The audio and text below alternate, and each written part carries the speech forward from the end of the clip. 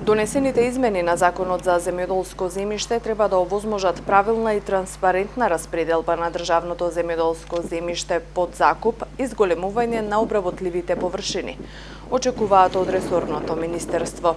Министерот Трајан Димковски смета дека одредбите за промоција на земјоделски производи ќе помогнат и за рурален развој и туризам. Со измените овозможуваме изградба на објекти за промоција на земјоделски производи и објекти за спортско-рекреативни активности.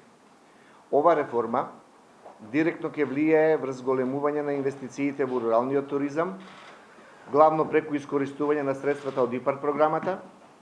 Ова значи дека уште на наредните огласи за закуп на земјоделско земјиште, сите кои сакаат да отворат угостителски објекти и ресторани за промоција ќе можат да конкурираат за добивање на земјиштето под закуп и да отворат објекти во угостителство и за спортско-рекреативни активности. Димковски смета дека со новите законски измени се подобруваат и условите и за развој на пчеларството. При изменување и дополнувањето на Законот за земјоделско земјиште, мислевме и на оние кои имаат пчелни семејства. Го решаваме и долгогодишниот проблем на пчеларите. Со носењето на најновите законски измени даваме можност да и одгледувачите на пчелите да добиват државно земјоделско земјиште со намена за поставување на пчелните семејства. Со ова мерка се создаваат основни услови за поинтензивен развој на оваа многу значајна земјоделска активност.